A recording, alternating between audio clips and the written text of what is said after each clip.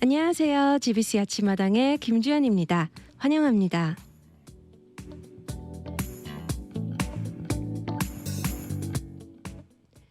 좋은 아침입니다. GBC 아침마당은 여러분들과 함께 성장하고 삶을 나누는 프로그램입니다. 커뮤니티 속의 다양한 분들을 모시고 사역 이야기, 삶의 이야기도 듣고 하시는 일들도 소개하며 우리 모두가 살아가는 공동체와 커뮤니티 안에 계신 많은 성도님들, 사역자님들과 함께합니다. 오늘 GBC 아침마당에는 남미워십 찬양팀 램프 창립자 박지범 목사님, 조수연 사모님을 모셨습니다. 함께 오늘 나누게 될 주제는 남미워십 찬양팀 램프 창립자 찬양사역 이야기입니다. 네, 목사님, 사모님 안녕하세요. 네, 안녕하세요. 반갑습니다. 반갑습니다. 오랜만입니다. 반갑습니다. 네, 이렇게 또 모시게 되어서 너무 기쁘고요. 우리 청취자분들을 위해서 먼저 목사님 인사와 소개 부탁드려도 될까요? 네, 지난 한 8년 동안 패밀리 프레이즈라는 프로그램을 진행을 하면서 우리 복음 방송과 가깝게 지냈는데 한국으로 특히 제주도로 들어간 지 만 2년쯤 됐습니다. 네, 오랜만에 와서 이렇게 인사드리게 돼서 반갑습니다. 네, 저도 덩달아 반갑습니다. 복음 방송과는 진짜 오랜 인연이 있고 마음에 항상 애정이 있는 곳이고 늘 복음만 전하는 이 방송국 통해서 귀한 일들 많이 하시고 계시기 때문에 늘 응원하고 기도하는 곳이거든요. 또 이렇게 1년 만에 다시 와서 이렇게 목소리로 만나 뵙게 돼서 이건 보이는 것도 되나요?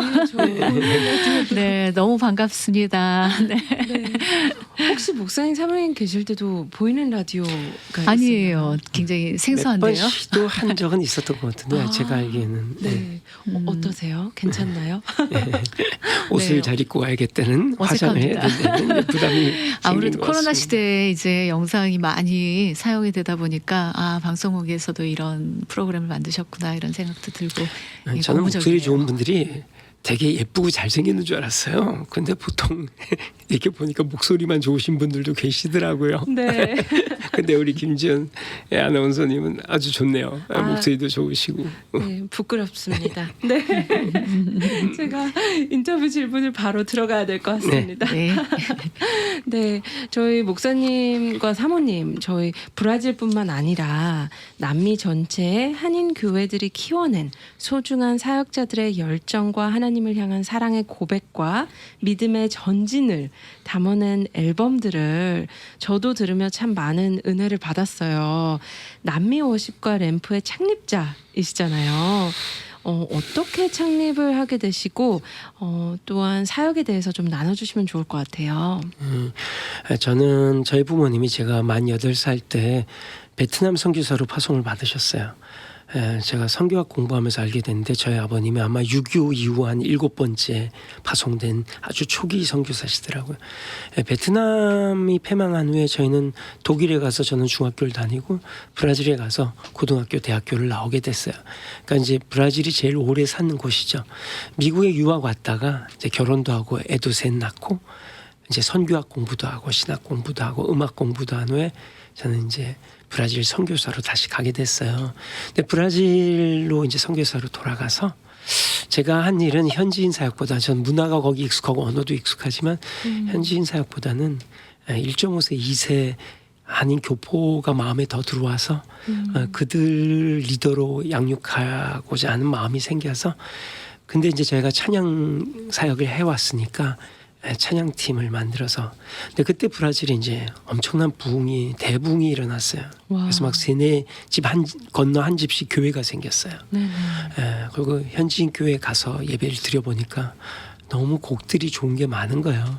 근데 그중에 한국 정서에 맞을 만한 곡들을 제가 셀렉트해서 한국말로 번안을 해서 한국교회에 냈는데 이게 이제 시제말로 대박이 난 거죠. 전 세계 한국교회 중에 안 부르는 데는 없는 것 같고 아마 남미워십이 소위 히트곡이라는 게 제일 많은 것 같아요. 전능하신 나의 주 하나님 주께 가까이 주님 마음 내게 주소서 나는 믿네 주의 옷자락 만지며 새롭게 하소서 사랑스러운 주님 음성 뭐 정말 엄청나게 많아요. 맞아요. 근데 참 저는 제가 이제 이걸 번역해서 한국교회 공급한 가장 중요한 이유는 한국교회가 너무 수직적으로 하나님을 생각을 하는데 좀 수평적인 하나님, 친근하고 편안하고 따뜻한 하나님이 남미국에는 있어요. 사랑스러운 주님 음성. 나 주께로 가까이 날 이끄시네 하는 이런 되게 하나님의 편안하고 따뜻함을 좀 나누고 싶어서 네. 곡들을 번역해서 한국교회 공급했습니다. 네, 그뿐만 아니라 집도 오픈하셔가지고 사역에 굉장히 큰 힘이 되고 서로 또 관계도 형성하고 그 안에서 이런 공동체가 형성되었다고 들었었어요. 맞나요? 그러니까 남미에서 이제 저희가 선교사로 갔을 때 네. 그곳에 이제 1.5세 현지인 사역도 있지만 1.5세 2세 청년들을 교회와 사회 리더로 키우자 이런 목표가 있었거든요.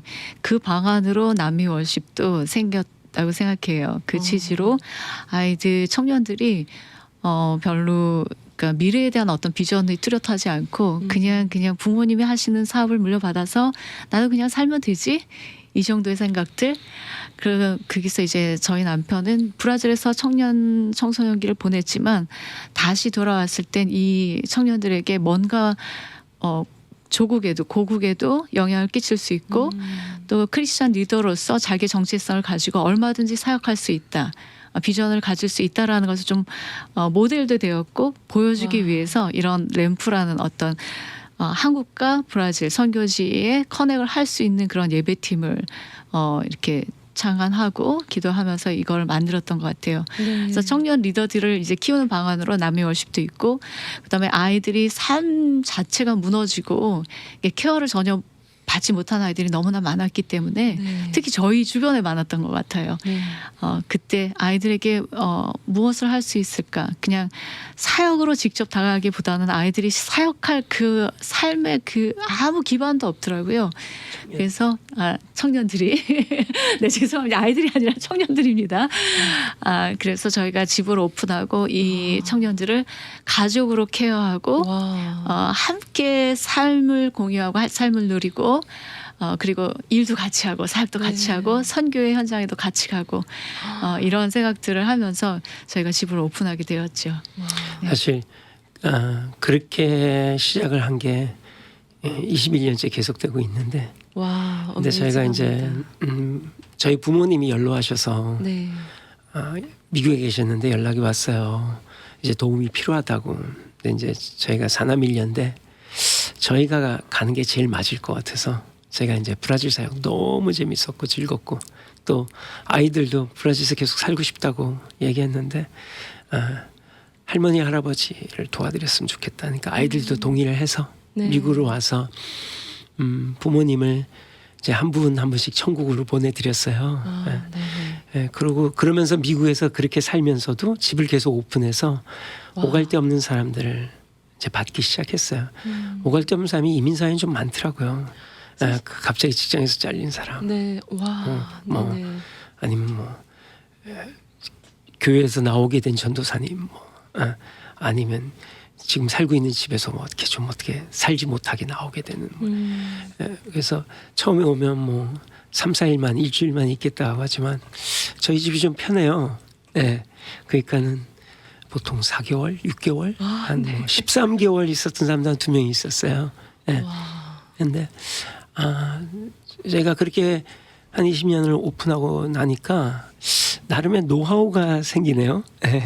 그래서 좀 사실 불편한 것도 많았죠. 왜냐하면 저희 아이들이 한 번도 자기 방을 가져본 적은 없으니까. 대신 막 100명, 200명의 이모와 삼촌들을 갖게 됐죠. 너무나도 친한. 그렇죠. 전 그게 더 나은 것 같아요. 그다음에 저희 아내가 이제 설거지, 빨래, 청소가 저희 집은 의무가 아니라 하고 싶으면 하는 거였거든요. 네네. 근데 웬만하면 안 하더라고요, 아무도. 근데 저희 아내가 그래서 설거지, 빨래, 청소를 참 되게 많은 수고를 했죠. 사실 집을 오픈한다는 게 쉽지 않잖아요. 근데 그렇게 많은 분들을 품고 마음만 아니라 실질적으로도 이렇게 품어주셨는데요. 와, 너무 대단하다고 지금 생각이 들고요. 근데 이렇게 브라질과 미국에서 오래 사역을 하신 다음에 제주도로 이주를 하셨어요. 제가 듣기로는 우리 목사님께서 50대 중반에 모든 것을 접고 한국으로 들어가셨는데 어떻게 한국으로 가시게 되었는지도 궁금해요. 제가 먼저 설명하고 저희 아내가 이야기했으면 좋겠는데 네네.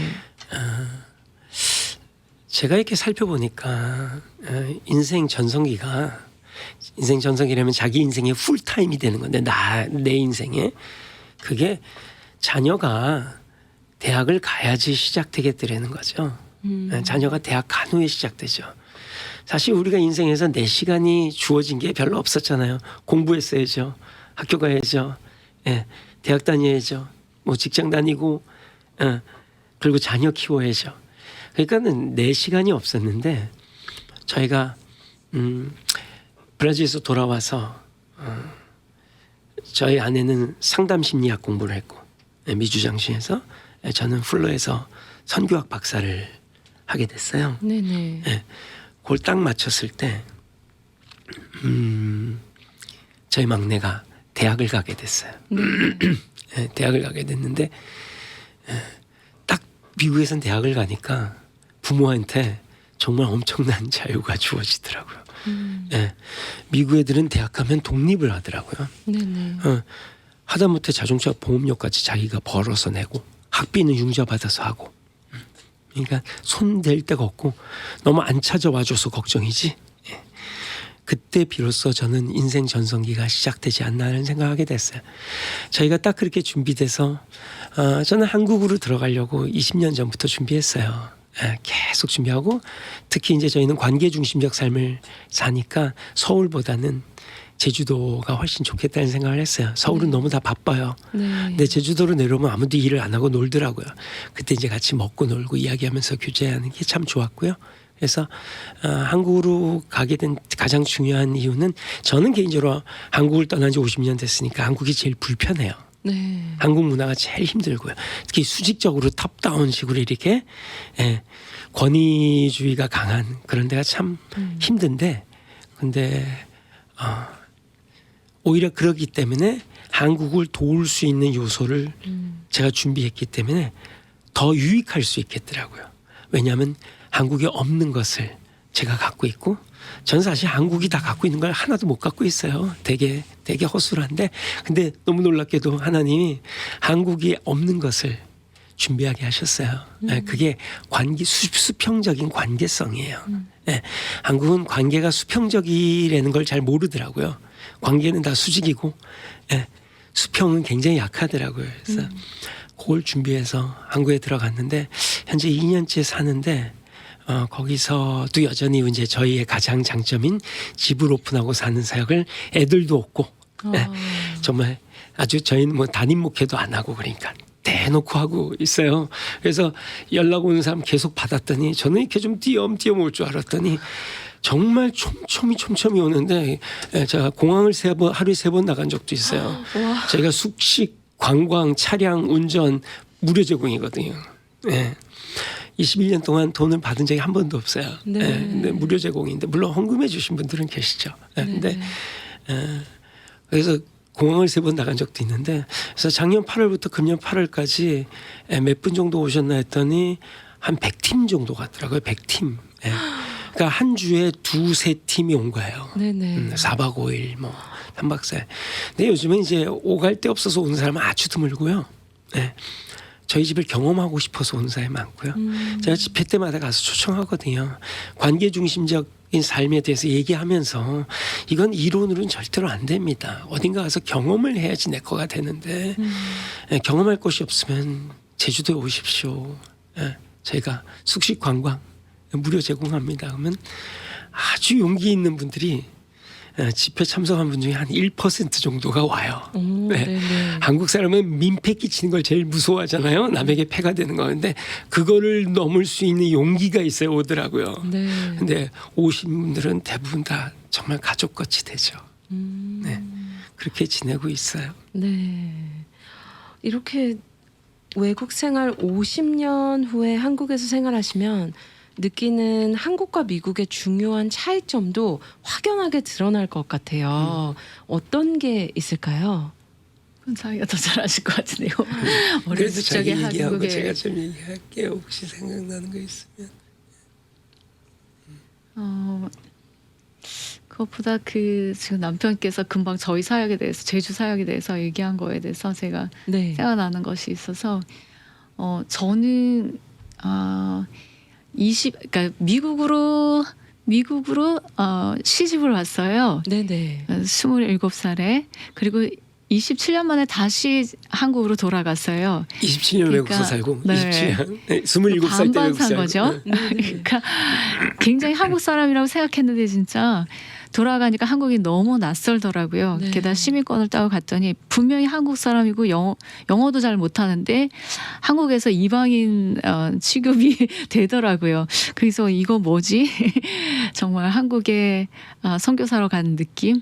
그런 느낌들을 받았는데 그냥 제주에서 살면서 이제 저희가 도착한 시기가 그러니까 2년 정도 이제 코로나 시기였기 때문에 뭔가 코로나가 시작하는. 네, 현지나 그곳 교회나 공동체에 이렇게 깊게 이렇게 교제를 할 수 있는 여건은 안 된 것 같아요. 네네. 대신 이제 저희 집으로 찾아오시는 정말 많은 분들과 함께 교제하면서 한국의 분위기도 익히고 그곳에서의 삶의 문제들도 이렇게 접하게 되고 그랬던 것 같아요. 저희 남편이 얘기한 것처럼 남편은 7살 때 한국에서 나왔기 때문에 한국말을 굉장히 잘하고 한국적이어 보이지만 살면 살수록 한국 사람이 아니에요. 네. 굉장히 황당해요. 그런데 그렇기 때문에 한국 사람의 한국 사람이 가지고 있지 않은 다른 생각들, 다른 어떤 영향들을 줄 수 있기 때문에 하나님께서 한국으로 보내주신 것이 아닌가 그런 생각이 들고, 브라질이라는 나라는 남편이 항상 강조하지만 너무 관계 중심적인 나라이고 수평성이 아주 깔린. 수평성이 있고 사람을 너무 좋아해요. 네. 한국 사람들은 일하는 걸 너무 좋아한다고. 사실 일하려고 만나잖아요. 맞아요. 일이 그리고 없으면 안 만나죠. 그리고 일하는 사람이 친구고. 근데 저희 남편 저도 참 처음엔 이해를 못했는데 사람을 너무 좋아하더라고요. 그냥 사람과 친해지는 게 목적이다. 그게 제가 참 이해가 안 됐어요. 사람과 친해져서 뭔가 주님의 일을 하든지 뭔가 해야지, 신앙적인 일을 해야지. 왜 사람과 친해지는 게 목적이지? 저의 컨셉 안에 그게 좀 웨이스트 타임, 웨이스트 머니, 웨이스트 에너지 이 모든 것을 들여서 우리가 친해져야 된다는 게 무엇을 위해서? 근데 저는 그걸 항상 캐셨는데 저희 남편은 그냥 그거 자체가 목적이다. 그러니까 생각하게 되더라고요. 사랑하며 함께 사는 것이 목적이구나. 그리고 저희가 제주도에서 느끼는 것은 저희 남편이 항상 친해지려면 먹고 놀아야 된다고, 먹고 놀고 이야기해야 된다고. 근데 그런 시간들을 갖는 것 같아요. 특히 이제 코로나 때문에 어디 외국으로 다 못 나가셨잖아요. 맞아요. 근데 이 분들이 오시면서 환대해 주시지, 제주도라니까 또 갈 수 있지. 그래서 오셔서 비행기 값도 싸고 10,000원 미만이에요. 편도가.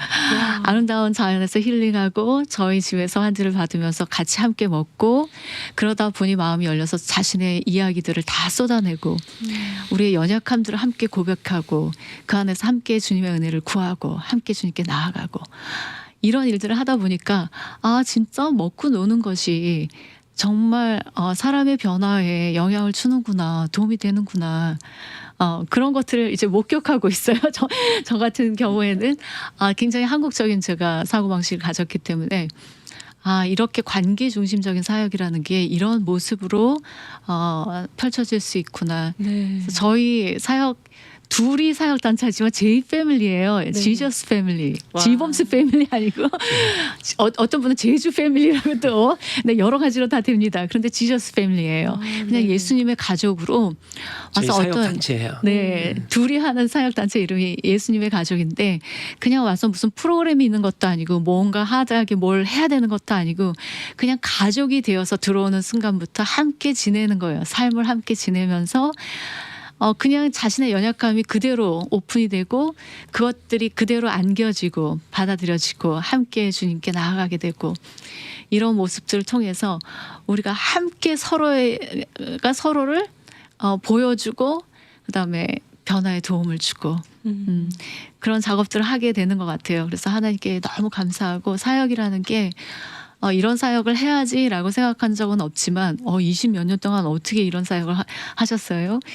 근데 이런 사역을 집을 오픈하고 사역을 해야지 이렇게 계획해 본 적은 없어요. 그렇지만 정말 우리가 할 수 있는 연약함 속에서도 우리가 할 수 있는 부분들을 하나님께서 사역의 길로 인도해 주셔서 놀고 먹는 것도 사역이 될 수 네 있구나라는 가지입니다. 보여주신 놀고 거. 먹고 이야기하고 네. 같이 자고. 이렇게 어떻게 보면 사모님께서 한국적인 이제 사고 방식을 가지셨다 그러셨잖아요. 네. 그래서 그런 실질적으로 한국에 가서 주님 안에서 그런 관계 중심적인 관계가 형성될 수 있구나를 네. 직접 보시고 네. 또 그거에 대한 가능성을 보시면서 더 감동 받으셨을 것 같아요. 네, 그래요. 제가 굉장히 일중심적인 사람이었기 때문에 네. 남편하고 되게 이제 이해가 안 되고 부딪히는 것도 많았는데 하나님께서 이것을 어떻게 풀어가실지 그런 것들을 기도하면서 목격하고 있는 중입니다. 네. 그러면 아까 질문한 건 이제 네. 이제 대답을 해야 될 것 같아요. 맞습니다. 외국 생활 50년 후 한국에서 생활하시면서 느끼는 한국과 미국의 중요한 차이점. 저는 네. 정말 제가 요즘 설교 서두에 항상 이 얘기를 합니다. 만약 하나님께서 나에게 너 소원 한 가지 들어줄게. 뭐니 그러면 저는 대한민국의 한국 사람의 이 부분을 고쳐주십시오라고 제가 이야기를 하는데 그게 뭐냐면 이제 그러면서 제가 퀴즈를 하나 내요. 한국에서는 없어서는 절대로 안 되는데 한국을 떠나면은 아무 쓸모없는 세 가지 얘기해봐라. 김지연 자매님 뭘 것 같아요? 저는 첫째가 한국말이에요. 한국 떠나면 아무 쓸모 없어요. 네네네. 글쎄요. 네, 제가 이런 갑자기 있는 퀴즈가 그러니까 갑자기 질문하시면 안 되죠. 두 번째는 나이예요, 나이. 공감하시죠? 네네네. 떠나보셔서 아시지만 알죠. 정말 나이가 외국에서는 중요하지 않대. 네. 한국 사람은 전 정말 축구 경기하다가 시비 붙었는데 너 몇 살이야 임마. 근데 아니 미국 사람이 싸움 붙었는데 How old are you? 하고 물으면 정신병자죠. 네. 근데 한국 사람 물어요. 왜냐하면 How old are you가 사실 그러니까는 너 몇 살이야 임마가 How old are you가 아니에요. 네. 의미가 너무 다른 거죠. 맞아요. 내가 나이가 더 많으면 잘못했어도 내가 이긴다는 거죠. 그러니까 되게 수직적인 거예요. 근데 한국은 이게 정말 심해도 너무 심해요. 네. 뭐 빠른 80년, 뭐 빠른 90년 세상에 이런 나라가 어디 있어요. 네네. 왜냐하면 그 차이가 너무 큰 결과를 갖고 오기 때문에 양보할 수가 없는 거죠. 세 번째가 이제 제가 얘기하고 싶은 건데 세 번째가 남의 눈이에요. 한국은 정말 이거 없으면 못 살아요. 근데 외국에서는 제가 볼 때 거의 중요하지가 않아요. 남의 눈. 깊은 공감이 네, 있으시죠? 네네. 네, 양쪽을 다 살아보신 분으로서. 근데 네. 제가 이제 하나님께 간구할 소원 하나는 우리 민족이 반만 년 동안 부모가 자식한테 간절히 원했던 게 이게 이제 세계관을 만들고 가치관을 만들고 인생관을 만들었는데 이놈아 네 존재 가치를 네가 노력하고 희생하고 헌신해서 올리지 않으면 너는 실패야. 네 인생 가치를 네가 스스로 노력해서 남들보다 올려야 인생 성공이야. 저는 이거는 완전 거짓말이라고 믿거든요. 하나님은 창조 때부터 자신의 형상으로 우리를 만드시고 형상을 만드셨다는 건 장갑하고 똑같아요. 장갑이 손의 형상이거든요. 장갑 속에 손이 들어가면 꽉 차거든요. 우리가 하나님의 형상이면 우리 안에 하나님이 들어오실 때 꽉 차는 거예요. 하나님은 창조 때부터 우리와 하나 되고 싶으셔서 계획하신 거예요. 그 형상으로 창조하신 거예요. 그러니까 하나님과 우리의 가치는 같다는 거죠. 능력이나 직위나 모든 게 달라도 하나님과 우리의 존재 가치는 같고 창조 때 이미 그걸 주셨다는 거예요. 그러면 우리는 태어나서 해야 될 일은 이 가치, 하나님께서 주신 가치를 누리는 거예요. 얼마나 귀한지, 서로의 존재가 얼마나 귀한지를 누려가야 되는데 우리 한국은 이미 주어진 존재 가치를 누리지 못하고 내가 올려야 된다는 생각하니까 다른 사람이 다 경쟁자가 되는 거예요. 그렇죠. 그러니까 한국은 학교도 직장도 모두 다 경쟁이에요. 교회까지도 다 경쟁입니다. 왜냐하면 내 존재 가치를 올리고 인정받아야 되는 거에 목숨을 거니까요. 근데 만일 우리가 이걸 저는 가올이라고 그랬는데 가올의 인생, 가치를 올려야 하는 인생인데 하나님이 우리에게 주신 가치를 누려야 한다면 이건 가누의 인생인데 가치를 누려라. 그러면 관계가 좋아지죠. 그렇죠. 왜냐하면 가치를 누리려면 관계가 좋아져야 되니까. 그러면 어렸을 때부터 학교를 가든 어딜 가든 교회를 가든 관계가 중요해질 텐데 예, 경쟁이 훨씬 더 중요해졌고 관계는 이용당하게 됐다는 거죠. 교회 안에서 상처받고 나가신 많은 분들은 예, 자기의 존재 가치를 올리려고 희생하고 헌신했다가 예, 관계를 다 이용당하면서 상처받고 나가시는 경우가 너무 많은 거죠. 저는 한국하고 미국의 차이를 아주 여실히 느낍니다. 2년 동안 예, 굉장히 적응하는데 시간이 오래 걸렸어요.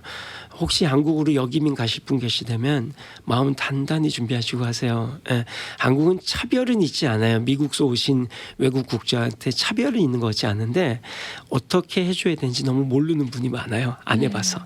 근데 되게 어렵고 오래 걸립니다. 네. 예, 되게 마음 준비하셔야 되는데 전 미국과 한국의 차이를 들려면 아직 미국은 마음의 여유가 한국보다 훨씬 많고 한국은 눈에 보이는 거에 남의 눈 때문에 눈에 보이는 게 굉장히 집중해서 눈에 보이는 거에는 엄청난 발전을 하고 있고요. 미국은 눈에 보이는 건 사실 그렇게 중요하지 않아요. 저 이번에 미국 들어오면서 샌프란시스코 경유해서 들어왔는데 공항이 이렇게 후지구나 처음 느꼈습니다.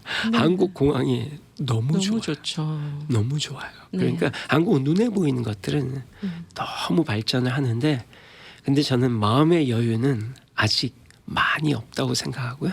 그래서 특히 자식을 향해서 부모의 마음은 수치에 대한 두려움 그리고 죄책감 나로 인해서 아이가 잘 성장 못할까 봐 내 책임이라는 그 죄책감 많이 갖고 애한테 집중하면서 사는 것을 보게 됐어요. 네.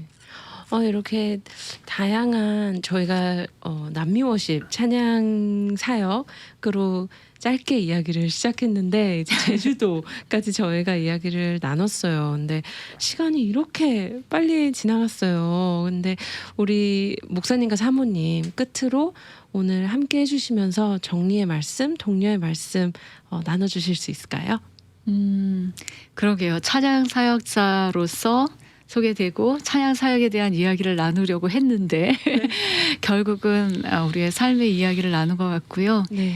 그러니까 어떤 부류의 사역이라고 카테고리를 정할 필요 없이 그냥 내가 가진 모든 것으로 하나님의 사랑을 전하고 하나님의 사랑을 나눌 수 있다면 그 사람이 그냥 섬기는 자, 사역자라는 생각이 듭니다. 그래서 우리 모두가 그냥 하나님의 은사에 맞게 하실 수 있는 사역을 주시는 것 같아요. 그거 주시는 그 삶의 자리에서 주님의 사랑을 많이 드러내면서 살아야겠다. 저도 그러고 우리 모두 그랬으면 좋겠습니다. 네. 감사합니다. 네, 저희 부부의 인생 벌스가 요한복음 13장 34절 35절인데요. 세 계명을 너에게 주노니 내가 너희를 사랑한 것 같이 너희도 서로 사랑하라. 이로써 사람들이 너희가 내 제자인 줄 알리라. 근데 네. 저희가 예수님이 날 어떻게 사랑하셨나를 연구해 본 결과 저희가 이렇게 축약해서 낸 게 문제보다 존재를 더 귀하게 여기셨다.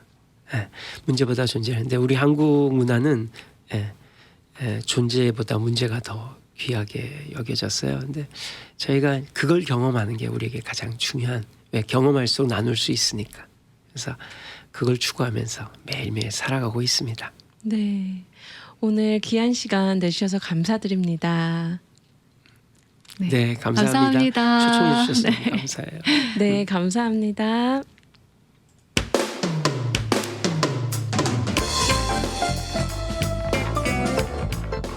오늘 귀한 시간을 허락해 주신 하나님께 감사합니다. 함께 해주신 박지범 목사님, 조수연 사모님, 그리고 청취자분들께 다시 한번 감사합니다. 오늘 저희 마음이 하나님의 시선을 구하고 그 시선으로 나아 주위를 바라볼 때 아름답고 선한 하나님의 섭리를 눈과 마음에 담는 하루 되시길 기도합니다. 고맙습니다.